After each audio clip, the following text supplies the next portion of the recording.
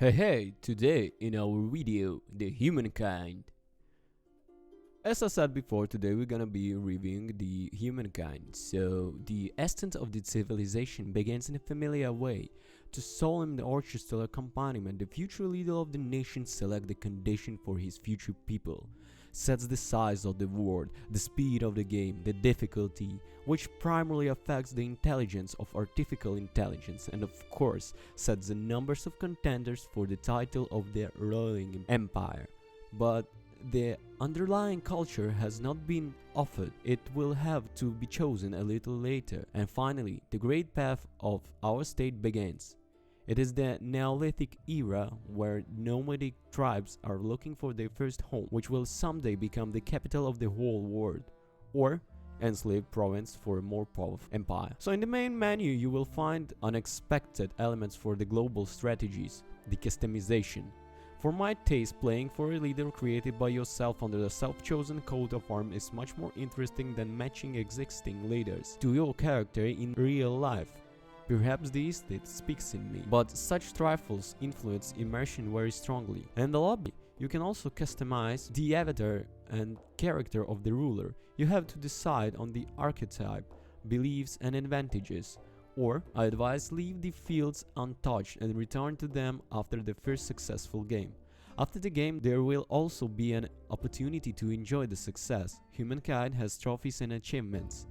There are 5 speeds in the game: the Blitz with the 75 moves, the Fast with the 150 moves, the normal one with the 300 moves, slow 450 moves, and infinite 600 moves.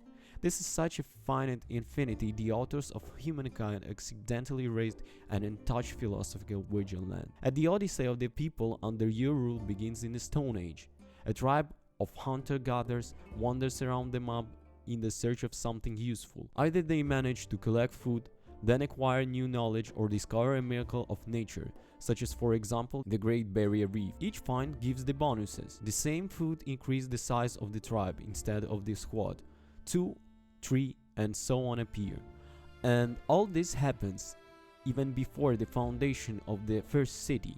That is, the player gets time to explore the surroundings and understand where it's better to put down roots. Meanwhile, resources are accumulating, the population is growing, science points are dripping to discover the technologies, although there is still no trace of an empire. The mechanics of battles are introduced by skirmishers with the mammoths, bears, deers, and other animals. Unlike Endless Legends, squads are finally allowed to be controlled directly rather than giving order in advance. But the rest is familiar. We occupy the hills to go to the rear, use the forest as a shelter. The surprise in the strategy is that the equal units are capable of completely destroying each other, not always someone remains on the battlefield. Some actions on the map are converted to the era points. For example, to say goodbye to the Stone Age and enter the Ancient Void, you need to increase the number of your people to 5. Explore 10 points of scientific interest or kill 3 animals. Everyone decides for himself which way is more convenient. And then the choice of the first culture takes place. This mechanic is important features of Humankind. At the beginning of each of the 6 eras, the game offers a dozen factions with unique bosses. Let's say Mycene use enhanced fortification and missteps, powerful melee soldiers. Egypt in a strong production, Babylon has in a 5 mathematicians, and Harappa gets a hard start in agriculture and therefore in population growth. If you haven't defined a site for yourself, it is better to rush the start of an era as soon as possible, because the culture occupied by a rival can no longer be appropriated. After the end of Antiquity, having collected enough era points, you open the Classic period, and so on until the Information era. Moreover, the choice of a new culture does no negative that benefits the previous one.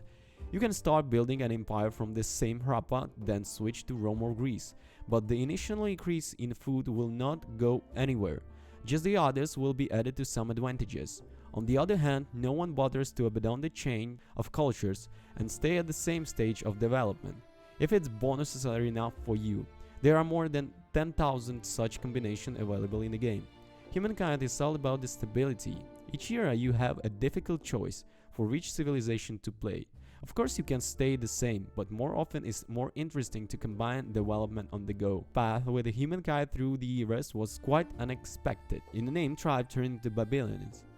After it upgraded into Greeks, and then the inhabitants suddenly realized themselves French.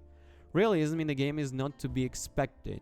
My development is still not so shocking because by era of the industrialization it was possible to turn into the Zulu while making the choice between them and the Russians.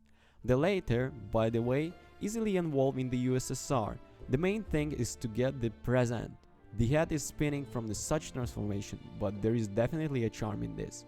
The choice of cultural feature, in fact a nation, will depend only on the current situation on the map. If in the previous era you peacefully pumped sins and rebuilt its cities, then by the next one you can easily choose a warlike civilization and attack your neighbors, or pick up such a nation that will more successfully fight off the attackers thanks to a strong unit or building. Adaptation is the main thing when choosing further development between the eras. It is unlikely that the states bordering on you will be happy about success in the scientific field from period to period, so do not forget about the defense and the development of perks that allow you to fight. Civilization players are doomed to follow the beaten path. You hire a scout, another scout, process cell, and constantly unlock the same skills from the party to party. Each nation builds the same buildings, and the number of combinations playable in the online game is rapidly decreasing from the version to version. In Humankind, you'll never know which culture you will end up with.